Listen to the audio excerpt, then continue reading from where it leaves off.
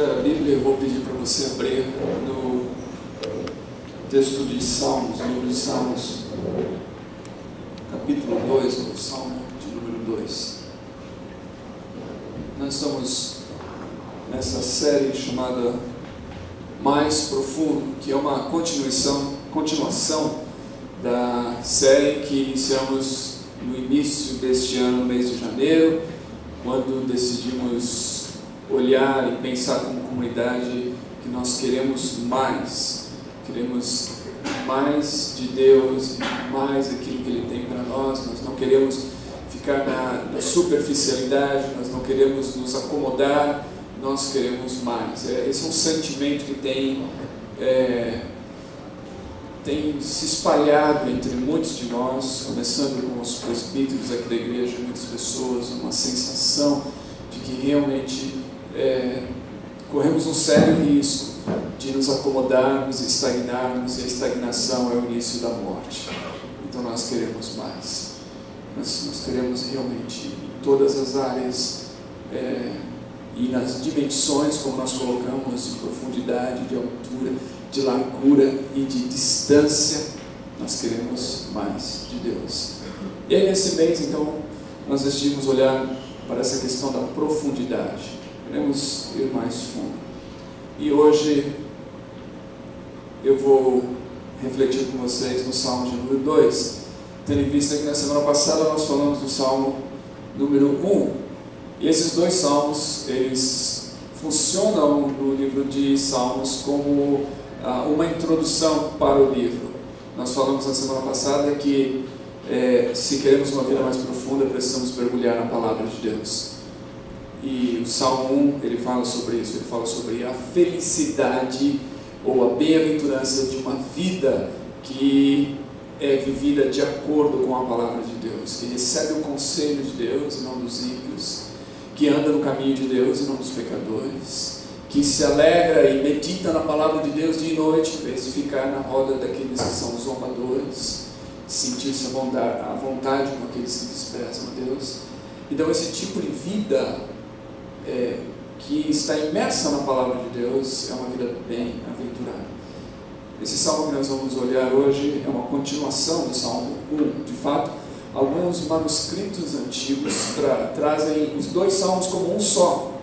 Por isso também uma referência no texto de Atos acerca do Salmo número 2, em alguns manuscritos o chama de Salmo 1, Salmo 1, que eles pareciam compor para alguns um único salmo. Então diz assim, a Almeida século 21, que eu lerei aqui. Por que as nações se enfurecem e os povos tramam em vão? Os reis da terra se levantam e os príncipes conspiram unidos contra o Senhor e o seu ungido, dizendo: rompamos suas correntes e livremo-nos de suas algemas. Aquele que está sentado no céu se ri, o Senhor zomba deles. Então ele os repreende na sua ira e os aterroriza no seu furor, dizendo: eu mesmo constituí o meu rei em Sião, meu santo monte. Proclamarei o decreto do Senhor. Ele me disse: tu és meu filho, hoje te gerei. Pede-me e te darei as nações como herança e as extremidades da terra como propriedade. Tu as quebrarás como uma vara de ferro e as despedaçarás como se fossem um vaso de barro. Agora, ó reis, sede prudentes, juízes da terra, acolhei a advertência, cultuai o Senhor com temor e regozijai-vos com tremor. Beijai o filho para que ele não se irrite e não sejais destruídos no caminho, porque em breve sua ira se acenderá. Bem-aventurados todos os que confiam nele. Vamos orar. Deus, esta é a tua palavra e nós nos colocamos diante dela mais uma vez neste domingo para ouvir do Senhor. Pedimos que o Senhor possa falar conosco, venha nos exortar, venha nos instruir, que sejamos edificados, que sejamos orientados e alimentados por tua palavra, em nome de Jesus. Amém. Como eu disse, esses dois salmos funcionam juntos como uma introdução ao texto de Salmos, a esse inário, a esse livro de orações do povo de Deus. E, portanto, a mensagem desses dois salmos é muito importante para nós, se quisermos realmente buscar essa vida mais profunda espiritualmente da qual nós estamos falando. O primeiro salmo fala sobre os homens, bem-aventurado o varão, e ele foca na vida e no mundo privado do homem. Então, os homens que não seguem a palavra de Deus, em contraste com aqueles ou aquele que segue a palavra de Deus. O segundo salmo expande um pouquinho mais para o mundo público, fala dos povos que não se submetem à vontade de Deus ou ao governo, ao reino de Deus. O tema central do Salmo 1 é a felicidade dessa vida orientada pela palavra de Deus, e o tema central do Salmo 2, esse que nós lemos, é a felicidade de uma vida submissa ao governo de Deus. De fato, esse é um salmo que traz esse conceito tão presente nas Escrituras, tanto no Velho Testamento quanto no Novo, de Deus como soberano, Senhor soberano sobre todos os povos. A ênfase do Salmo 1 está na meditação, e a ênfase então no Salmo 2 está na adoração. Nós meditamos na palavra de Deus, e diante de um Deus soberano, nós não temos outra coisa a fazer senão nos render a Ele em adoração. O Salmo 1 e o Salmo 2 trazem o mesmo conceito de bem-aventurança. O Salmo 1 começa com bem-aventurado é o varão. O Salmo 2 termina com esse conceito de bem-aventurança, dizendo bem-aventurados são os que confiam no Senhor. Então eles trabalham em conjunto.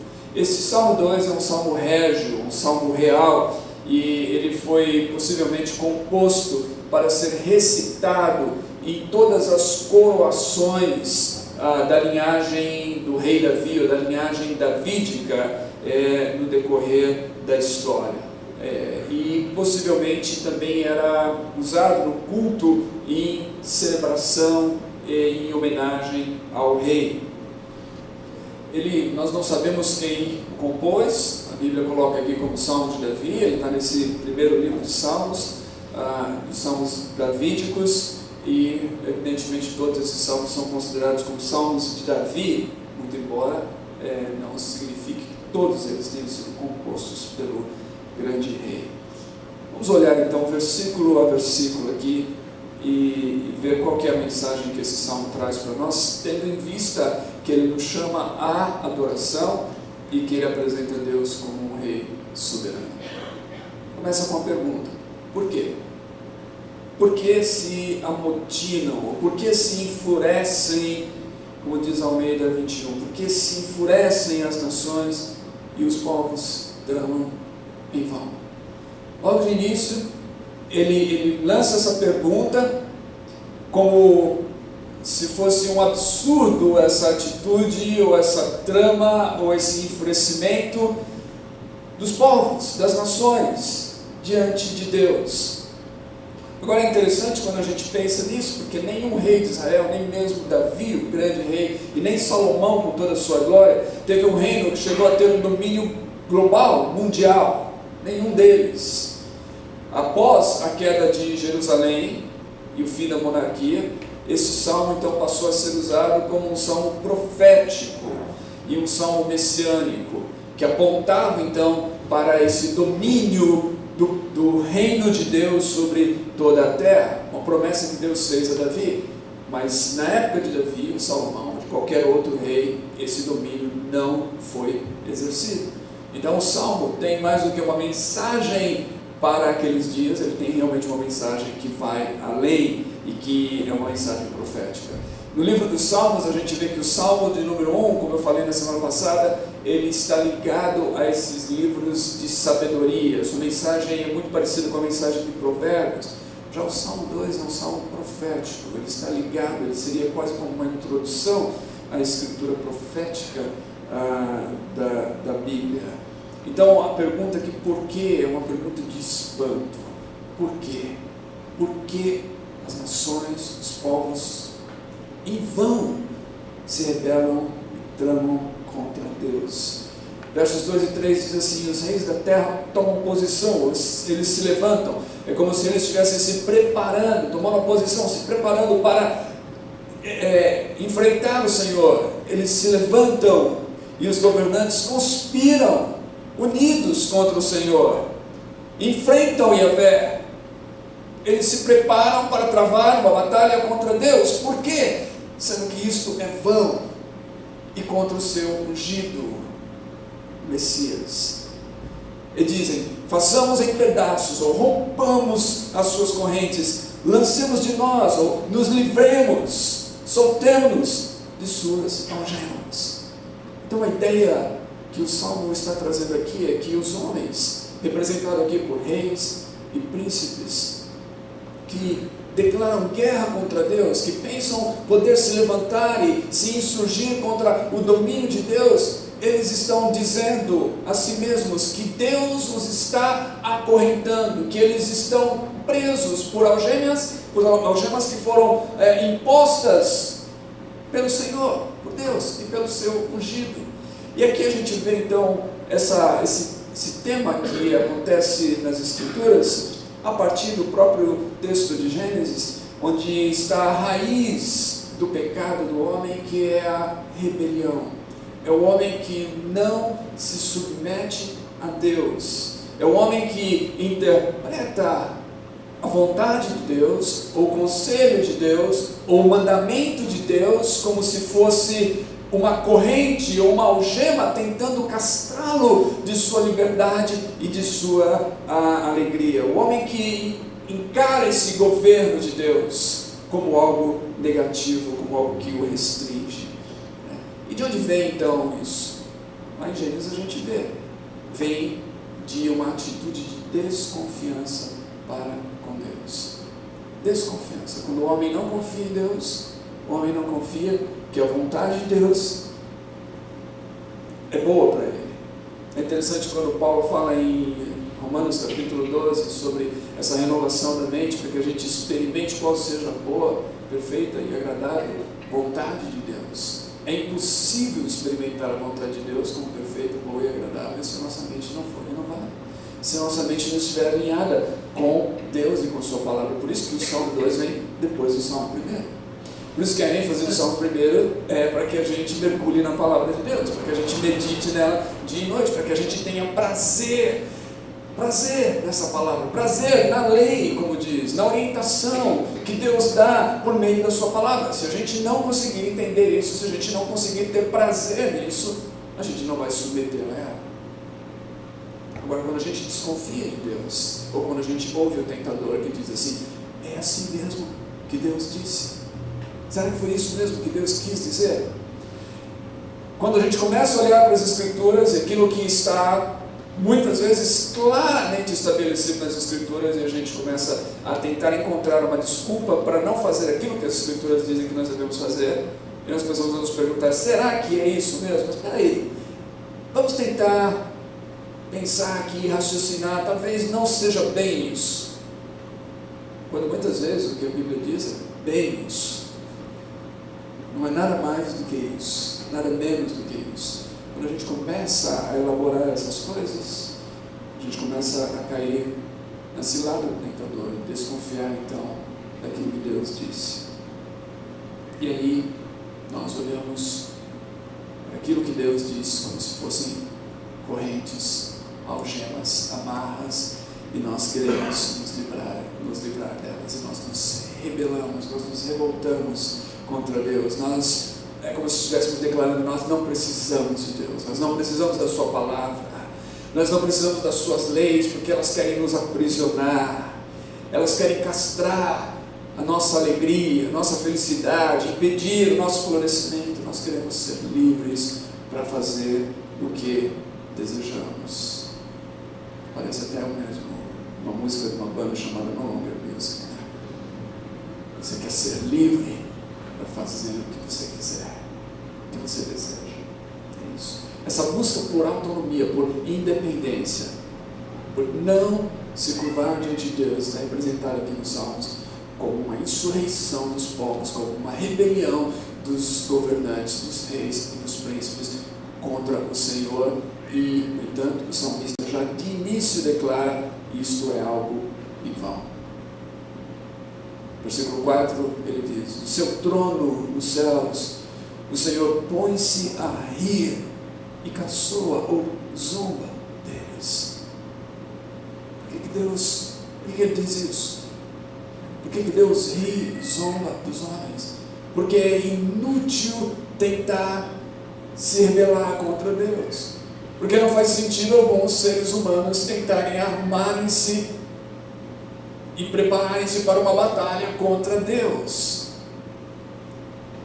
Deus olha e ele ri. Por quê?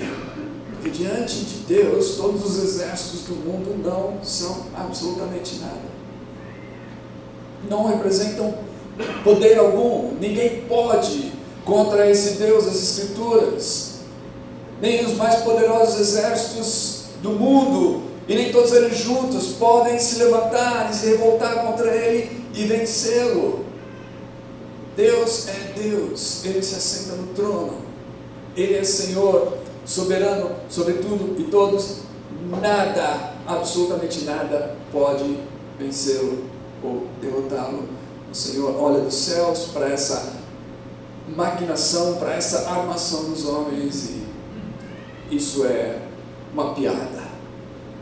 Não existe futuro nessa tentativa humana de rebelião. Versículos 5 e 7, após rir, ele diz assim: em sua ira os repreende, e em seu furor os aterroriza, dizendo: eu mesmo estabeleci ou constituí o meu rei em Sião, no meu santo monte. Proclamarei, aí é o rei que está dizendo agora, o decreto do Senhor. Ele me disse: tu és meu filho, eu hoje te gerei. Então, Deus que é apresentado aqui é um Deus que está assentado nos céus, no seu trono, que governa sobre o universo. Ontem, acho que foi ontem, eu estava vendo a foto do ponto mais distante do universo já tirada, há 6 bilhões de anos. O ponto mais distante, um pontinho azul, como é retratado. E, no entanto, Deus é maior do que tudo isso, é maior do que todo esse universo, é maior do que todas essas coisas. Deus conhece todas as coisas, Deus criou todas essas coisas. 100 bilhões de estrelas, ou de galáxias, ou de tudo que a gente possa imaginar, Deus sabe tudo e conhece tudo. Então, se Deus ele ri da tentativa humana de se rebelar contra ele, mas ao mesmo tempo esse é um Deus que se enfurece, é um Deus que fica indignado, um Deus que pode ser movido por um santo furor, uma santa irritação, uma ira, como é colocado aqui. Agora, nós não gostamos de ver Deus assim, na verdade, principalmente nos nossos dias, quando tudo que a gente consegue imaginar de Deus é como se ele fosse uma espécie de Papai Noel, né? Deus como se fosse Papai Noel, aquele senhor, o vovô, né? aquele que pega as crianças, que recebe, que está sempre assim, Papai Noel é o Deus que a gente vê, é Deus assim.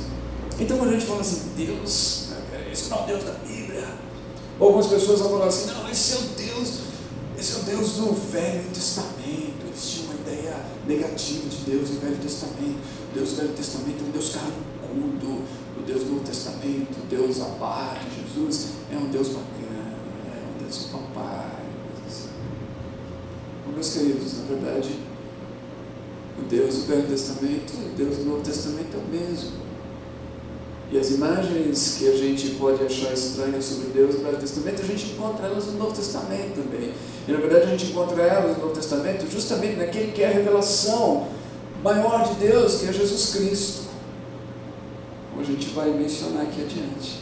Então esse é um Deus que se indigna, que ira, e no seu furor ele repreende. E quando ele repreende, ele causa pavor. Porque ele diz assim, eu estabeleci, eu constituí o meu rei em Sião. Eu estabeleci o meu trono nesse lugar santo. E aí a gente encontra essa expressão do rei, que tem muito a ver, na verdade, com esse processo de coroação dos reis de Israel e também de muitos reis na antiguidade, que era essa ideia de que o rei representava a divindade. Então, evidentemente, o rei de Israel representa a divindade do Senhor, ele é o filho de Deus, né? Então, tem esse aspecto da coroação, mas aqui ganha um outro aspecto. Este é o meu filho, ou tu és meu filho, eu hoje te gerei.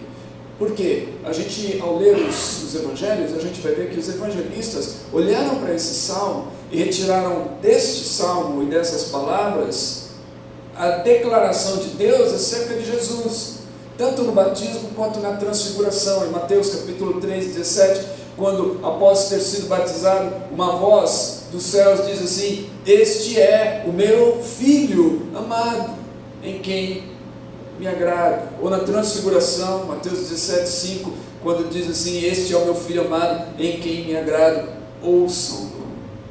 Então, os evangelistas, Mateus faz isso, Lucas faz isso, eles tomam essa passagem do Salmo 2 para falar sobre Jesus como esse Filho de Deus, esse Filho amado de Deus, e mais ainda, eles emprestam a profecia de Isaías capítulo 42, versículo 1, para colocar essa porção em quem me agrada. Porque Isaías capítulo 42, verso 1 diz assim: eis o meu servo, a quem sustento, e o meu escolhido, o meu ungido, em quem tenho prazer, porém nele o meu espírito, e ele trará justiça às nações. Então os evangelistas, eles olham para Jesus, e de cara eles estão dizendo: este Jesus aqui, o seu batismo, a sua transfiguração, este é o Messias, este é o Filho de Deus, este é aquele que o Salmo 2 estava apontando como o escolhido de Deus, que Deus chamou para reinar sobre Sião. A gente vai encontrar isso no Atos dos Apóstolos. Os apóstolos, lá no capítulo 4, versículo 25 e 27, nessa oração que eles fazem pedindo para que Deus lhes dê coragem para anunciar a palavra no meio das perseguições, a oração apresenta essa expressão: tu falaste pelo Espírito Santo por boca do teu servo, nosso pai Davi, porque se enfurecem as nações e os povos conspiram em vão, os reis da terra se levantam e os governantes se reúnem contra o Senhor e contra o seu ungido. E aí eles interpretam isso na oração da seguinte maneira: de fato, Herodes e Pôncio Pilatos reuniram-se com os gentios e com os povos de Israel nessa cidade para conspirar contra o teu santo servo Jesus, a quem ungiste. Então eles interpretam as escrituras dizendo: olha, quando o Salmo fala, tu és o meu filho, hoje te gerei, o Salmo está falando de Jesus como Messias, de Jesus como ungido do Senhor, de Jesus através do qual Deus estabeleceu o seu trono, o seu reino em Sião. O Salmo está apontando para ele. Paulo, no entanto, vai um pouco além. Em Atos capítulo 3, versículos 32 a 33, ele diz assim: nós lhes anunciamos as boas novas. O que Deus prometeu aos nossos antepassados, Ele cumpriu para nós, seus filhos, ressuscitando Jesus, como está escrito no Salmo 2: tu és meu filho, eu hoje te gerei. Paulo diz assim, que o ápice dessa coroação de Jesus como Filho de Deus está na sua ressurreição. Quando Jesus ressuscita dentre os mortos, cumpre-se então isso, Paulo está dizendo, cumpre-se as palavras desse salmo. Quando Jesus ressuscita dentre os mortos, ele ressuscita como esse Filho de Deus, para governar e reinar sobre todos os povos. Isso tem muito a ver com essa teologia paulina de Filipenses capítulo 2, onde ele fala assim: por isso que depois de Jesus ter se humilhado, depois de Jesus ter sido obediente a Deus até a morte de cruz, por isso Deus o exaltou à mais alta posição e lhe deu o nome que está acima de todo nome, para que o nome de Jesus se dobre todo o joelho nos céus, na terra e embaixo da terra, e toda língua confesse que Jesus Cristo é o Senhor, para a glória de Deus o Pai. Paulo está dizendo exatamente isso na exaltação de Jesus, na sua ressurreição, ele fica estabelecido então como esse Filho ungido, Messias de Deus. Não é que Jesus não era o Messias antes, ele era o Messias antes, mas o fato de que ele ressuscitou, de que o seu corpo não permaneceu na sepultura, de cumpriu-se nele. A outra palavra do salmo profético de Davi, que o meu ungido, o meu servo não viu a decomposição, de que ele não virou pó, mas que ao terceiro dia ele ressuscitou. Isso é a prova de que ele é o Messias da parte de Deus, de que ele é Senhor, e de que todos vão se curvar diante dele, querendo ou não. É isso que Paulo está dizendo. É interessante que o grande compositor Johann Sebastian Bach compôs uma das suas cantatas com o nome Os Céus Riem, a Terra se Alegra, que está falando exatamente desse Salmo 2 e da ressurreição de Cristo. Os céus riem, diz ele, a terra ressoa com glória, e tudo o que ela traz em seu colo. Nosso Criador vive, o Altíssimo é triunfante, e agora livre está dos laços da morte. Aquele que o túmulo escolheu para descanso, o santo não vê corrupção. Diz essa cantata de Bach. Os céus riem, a terra se alegra. Ou seja, Jesus é o Senhor, Ele é o Messias, Ele é Rei dos reis e Senhor dos senhores, Ele reina sobre tudo e todos. Ele foi estabelecido, então, no seu trono, acima de tudo e todos. Por isso os versículos 8 e 9 dizem: pede-me, e te darei as nações como herança, e os confins, a extremidade da terra, como tua propriedade. Tu as quebrarás com vara de ferro. Apocalipse usa essa mesma linguagem. Tu as quebrarás com vara de ferro, e as despedaçarás como a um vaso de barro. É interessante que nos textos da Mesopotâmia, o governo de um rei muitas vezes era comparado com o ato de quebrar cerâmica, de despedaçar vasos de cerâmica. E a palavra hebraica que é utilizada aqui, ela pode ser traduzida tanto para quebrar quanto para governar. Porque governar envolve esse ato de fazer separação, de fazer juízo, de saber aquilo que é bom daquilo que não é bom. O pastor, por exemplo, usava o cajado para orientar o seu rebanho, para guiar, conduzir o seu rebanho, para separar ovelhas de bodes, para afugentar os lobos. Tudo isso tem a ver com esse pastoreio, com governar, com guiar. E aí o Salmo faz essa comparação, esse contraste entre vara de ferro e vasos de barro, representando que contra a força de Deus, a fraqueza dos homens é inútil, como diz o versículo 1. Em vão se amotinam as nações. É inútil tentar se rebelar contra Deus. Ninguém pode resistir ao seu poder, ninguém pode resistir ao seu governo, ninguém pode resistir a ele. E essa força a gente encontra novamente, não só no Velho Testamento, a gente encontra em Jesus. A gente vai encontrar essas referências no Apocalipse sobre Jesus e sobre o seu governo.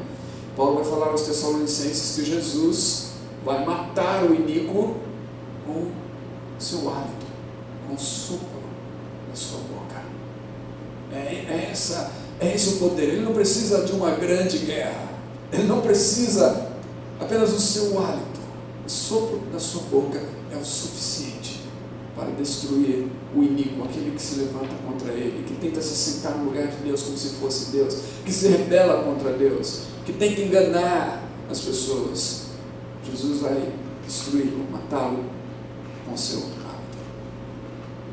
Versos 10 a 12, a gente encontra as seguintes palavras: diante disso tudo, por isso, ó reis, sejam prudentes, aceitem a advertência, autoridades da terra, adorem ao Senhor com temor, exultem com tremor, beijem o Filho, para que ele não se ire, e vocês não sejam destruídos de repente, pois num instante acende-se a sua ira. Como são felizes todos os que nele se refugiam. Aqui a gente encontra 4 admoestações, que representam, de certa forma, o Evangelho em miniatura missão. A primeira delas, as duas primeiras funcionam juntas, assim como as duas últimas. As duas primeiras: sejam prudentes, aceitem a advertência, elas trabalham em conjunto. Sejam prudentes, sábios.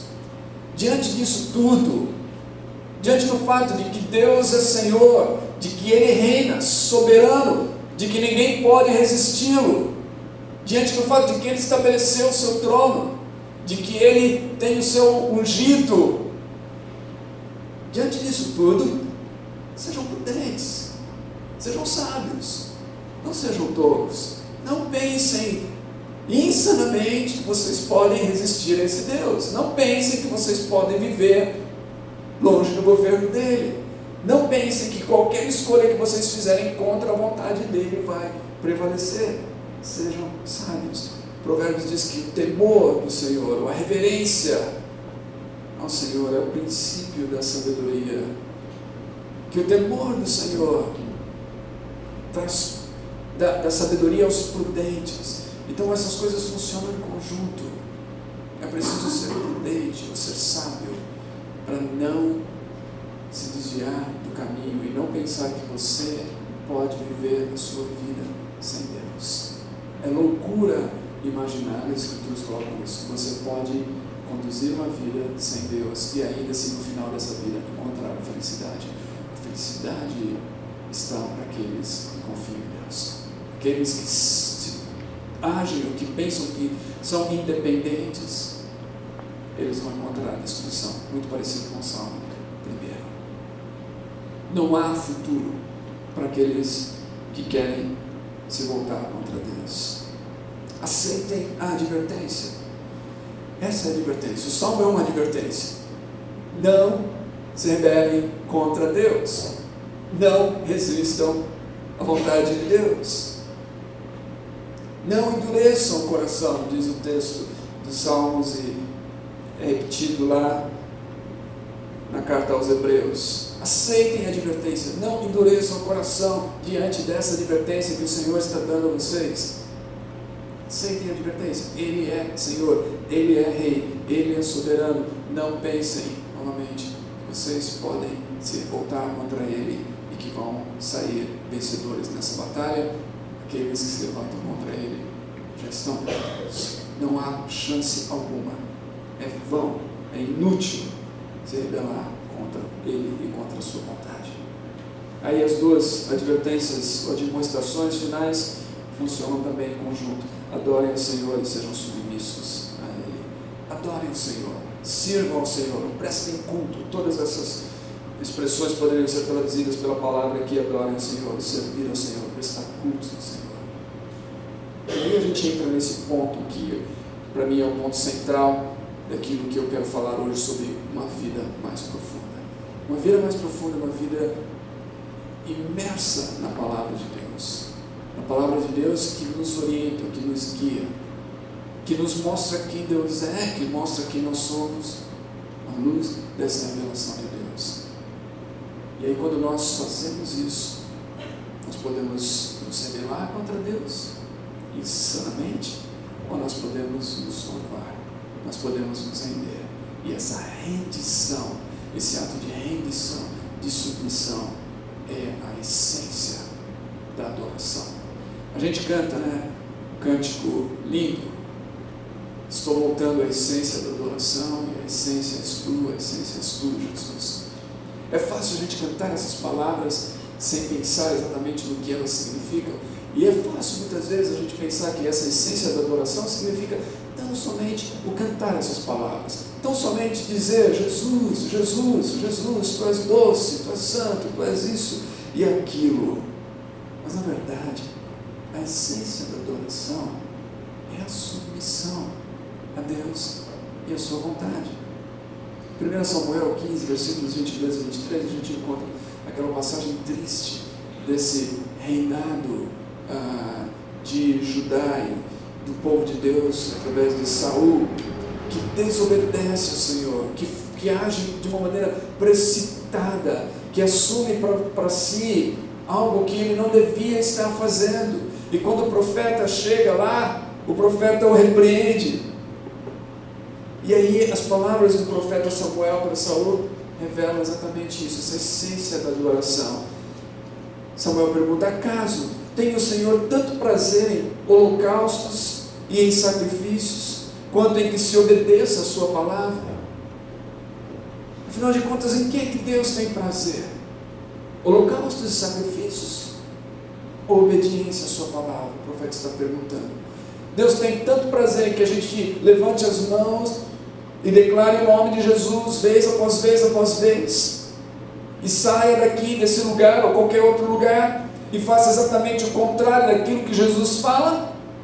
Ou de que nós obedeçamos aquilo que Ele está falando? A essência da adoração está nesse ato de submissão, de rendição, de obediência à palavra de Deus. Samuel diz: a obediência é melhor do que o sacrifício, e a submissão é melhor do que a gordura de carneiros. Ou seja, a atitude de obediência e de submissão à palavra de Deus é melhor do que tudo aquilo que a gente pode fazer ritualisticamente, declarando que nós amamos a Deus, ou que nós reconhecemos quem Deus é, ou qualquer outra coisa. Por quê? A rebeldia, se rebelar, se revoltar, se amotinar, tentar se insurgir contra Deus e contra a sua vontade, é como um pecado de feitiçaria, é um ato de arrogância, um mal de idolatria.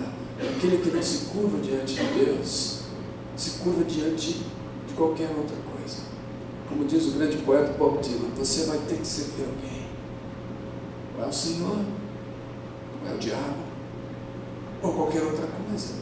Então, se você não está se submetendo a Deus, se inclinando diante dele, se você não está adorando a Deus nesse ato de submissão, rendição e obediência, quem é que você está servindo?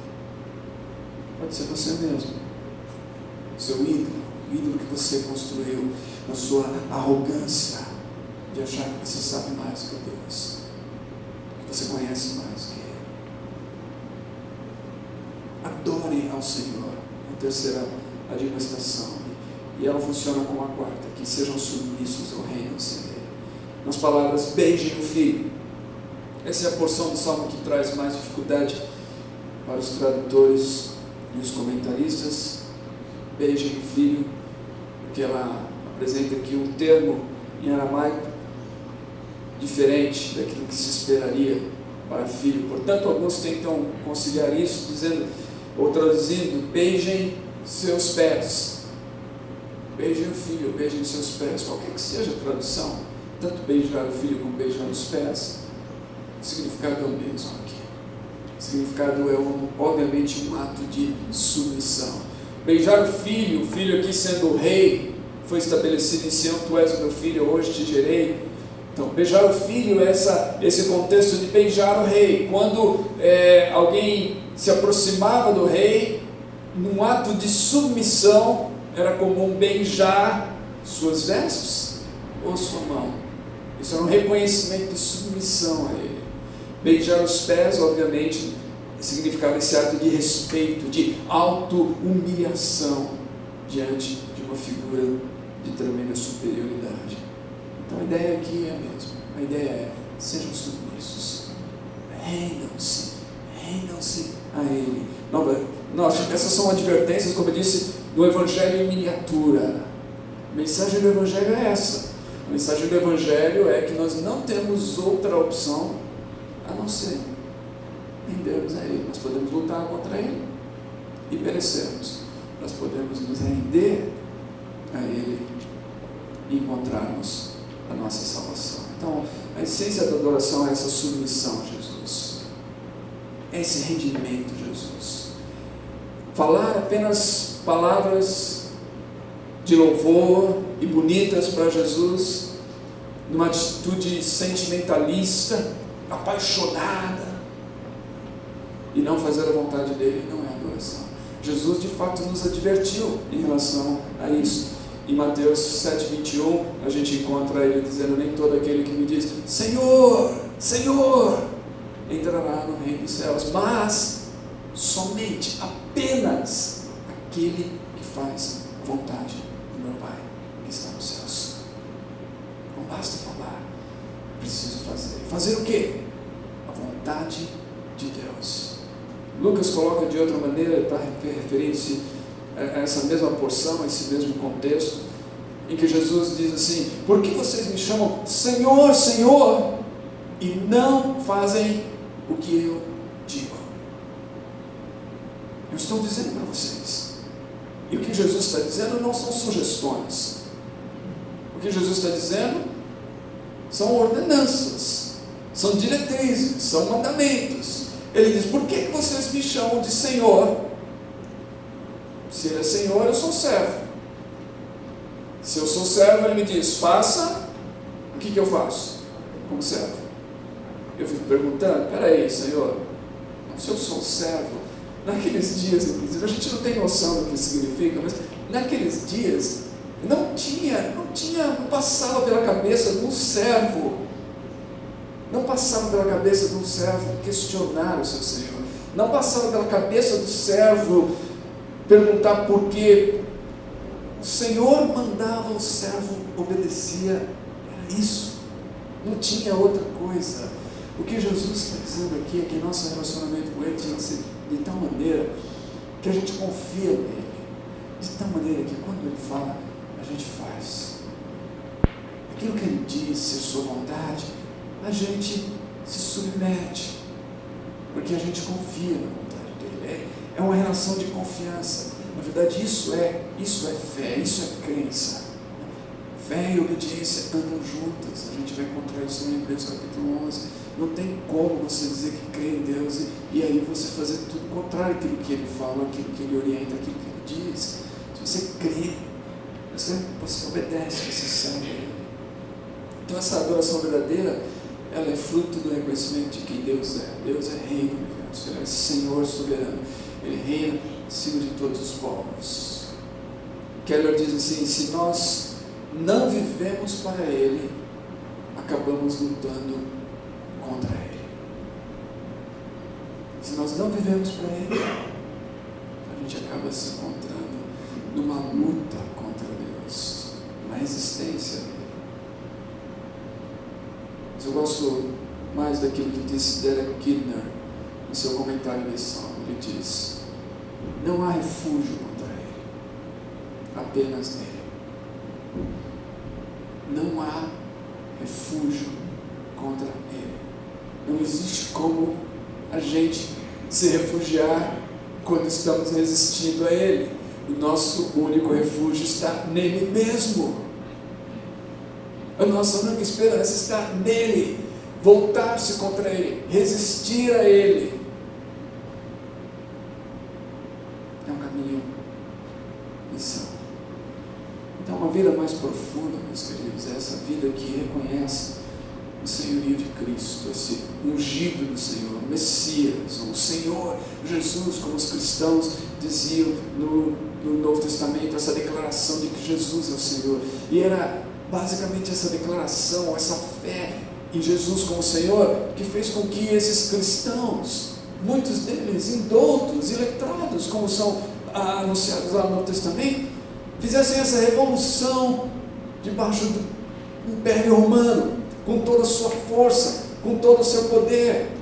E a gente encontra isso, eu já citei aqui em alguma mensagem, costumo falar nas aulas do Compacta, quando eu falo sobre a cristologia, nesse contexto do Novo Testamento, que exatamente esse reconhecimento de Jesus como Senhor que faz com que aqueles primeiros cristãos virem o mundo de cabeça para baixo, como a gente encontra lá em Atos capítulo 17.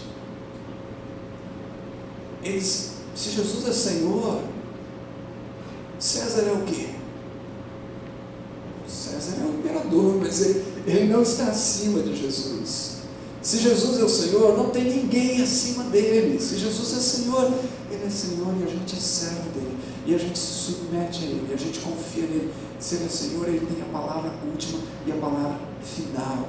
E aqueles cristãos então não estavam com medo das ameaças do imperador. Eles não estavam com medo das perseguições, por mais ferrenhas que fossem. Eles marchavam muitas vezes para a morte. eles eram colocados em estacas e queimados para iluminar o palácio do imperador e todas essas coisas. Eles morriam com o cântico nos lábios. Por quê? O que faz com que pessoas possam se entregar de tal maneira a esse sacrifício? O fato de que elas serviam alguém cujo domínio, cujo reino, cujo poder estava acima de todos e todos os reinos, poderios deste mundo. Então, a vida mais profunda é uma vida submissa ao senhorio de Jesus Cristo. Isso tem implicações, então, no modo como eu vivo. Isso tem implicações no modo como eu me relaciono com aquilo que o mundo diz, com as propostas que o mundo faz para mim, com as escolhas que eu faço. Se eu sou submisso a Jesus, então a minha vontade é fazer a vontade dele. A minha vontade é servi-lo. Gerald Wilson, num comentário sobre os Salmos, ele diz o seguinte: para nós cristãos, o Salmo 2 serve como um aviso poderoso para render diariamente as nossas bandeiras de liberdade pessoal e autossatisfação a fim de beijar o Filho. Nós vivemos num mundo que nos incita a erguermos bandeiras de autonomia, de liberdade pessoal, mesmo que essas bandeiras contrariem Deus, contrariem a palavra de Deus. Nós temos que erguê-las. Ele diz aqui que esse salmo nos avisa, ele nos dá um aviso poderoso, que a melhor coisa a fazer é diariamente render as nossas bandeiras de liberdade pessoal e de autossatisfação e beijar o Filho, nos inclinar diante dele, beijar os seus pés. Quando fazemos isso, ele diz, evitamos o caminho da destruição advertido pelo Salmo 1, e também descobrimos que as correntes e as algemas imaginadas são, em vez disso, laços de bondade humana e laços de amor, com os quais Deus nos conduz na gloriosa liberdade dos filhos de Deus. Romanos 8:21. Ou seja, os laços de Deus são laços de amor. Os laços de Deus nos levam a essa gloriosa liberdade. A liberdade verdadeira se encontra na vida cativa a Jesus. É quando eu estou preso a Ele. É quando eu estou amarrado nos seus laços de amor. É quando eu encontro que a minha maior satisfação, o meu maior prazer e a minha maior vontade é fazer a vontade dEle totalmente entregue, totalmente submisso, totalmente rendido a Ele, que eu encontro a verdadeira liberdade, a vida verdadeira, a gloriosa liberdade dos filhos de Deus. É por isso que o Salmo termina com essa bem-aventurança. Felizes são. Felizes não são aqueles que se revoltam contra Deus. Felizes não são aqueles que acham que os caminhos de Deus são algemas e amarras e prisões dos quais a gente tem que se livrar e se soltar para seguir o nosso próprio caminho e fazer aquilo que a gente pensa que é correto. Não, felizes são aqueles que em Deus se refugiam ou que confiam nele. Em outras palavras, que confiam em Deus, que confiam na sua palavra, que confiam na sua vontade, que confiam que, como um bom pai, aquilo que ele nos diz, a sua orientação, o seu caminho, é bom para nós. Agora, nem sempre é fácil viver assim, na verdade. Todo mundo que é pai aqui sabe disso. Todo mundo que é pai aqui já tentou orientar o filho uma vez ou outra, para alguma coisa boa, mas nem sempre o filho entende que a nossa orientação é para o bem. Às vezes, os nossos filhos acham que eles sabem mais que a gente, que eles entendem melhor. Às vezes, eles querem insistir e seguir um caminho e uma vereda que nós já sabemos que vai terminar mal. Mas não importa, a gente fala, a gente aconselha, a gente diz. E aí, o que muitas vezes eles, principalmente quando eles chegam no ato em que eles querem enfrentar, Eles falam assim: você está querendo me castrar, você está querendo tirar minha liberdade, você está querendo, eu só quero ser feliz. E tudo que o pai quer é que o filho seja feliz. Mãe. Tudo que mais a gente deseja é a felicidade, é a vida plena. E quando a gente diz não siga por esse caminho, muitas vezes, porque a gente sabe que esse caminho não vai levar a vida plena. E meus queridos, Deus é um Pai maravilhoso, Deus é um bom Pai, Deus é um Abba de Jesus. Mas Ele continua sendo Deus, Senhor, e todo-poderoso, soberano, ninguém pode resistir. Sua voz é como o trovão, muitas águas. Esse é o Deus das Escrituras, mas Ele nos ama. E como um Pai gentil, como um Pai amoroso, Ele diz assim: olha, não siga por esse caminho, não entre nisso, isso que vai levar você à destruição. Ele fala isso vez após vez nas Escrituras. Aí nós temos que decidir: nós vamos confiar nele, nós vamos confiar que a sua vontade é boa, que a sua orientação é para o nosso próprio bem, que o que Ele está dizendo pode ser doloroso agora para nós, no sentido de que segui-lo significa negar certas coisas, mas não é isso que Jesus falou. Se alguém quer ser meu discípulo, o discípulo faça a sua própria vontade todos os dias da vida. Não, Jesus não falou isso. Jesus disse assim: se alguém quer ser meu discípulo, negue-se a si mesmo, tome a sua cruz todos os dias e siga-me. Negue-se a si mesmo. Às vezes significa que eu vou ter que dizer não para certas coisas que parecem ser agradáveis. Às vezes significa que eu vou ter que ir na contramão do que todo mundo está indo. Porque às vezes esse mundo ao meu redor está como o início desse salmo aqui, como nações, como povos, se insurgindo, se rebeliando contra Deus, conspirando contra Deus, numa insanidade vã. E às vezes eu tenho que me levantar e dizer assim: não, eu não vou seguir esse caminho, eu vou seguir a Deus, porque esse caminho vai me levar à destruição e à morte. Eu vou seguir a Deus. A vida mais profunda só é possível quando a gente entende isso. Não há, novamente, não há como a gente viver uma vida mais profunda se o nosso cristianismo, se a nossa fé for uma fé que aceita Jesus como o Salvador, mas que não se rende a Ele como Senhor. Jesus é Salvador. Ele veio para nos salvar-nos dos nossos pecados, para nos dar uma nova vida, uma nova esperança. Jesus é Senhor de nossas vidas. Diz Paulo: a saber, se com a tua boca confessares a Jesus como Senhor, e em teu coração creres que Deus ressuscitou dentre os mortos, serás salvo. Essa combinação. Então não existe vida mais profunda sem esse reconhecimento. É necessário a gente fazer isso, porque não há refúgio contra Ele. O único refúgio nessa vida está nele mesmo, está em aceitá-lo, em se render a Ele, em seguir a sua orientação. Felizes, bem-aventurados são os que fazem isso.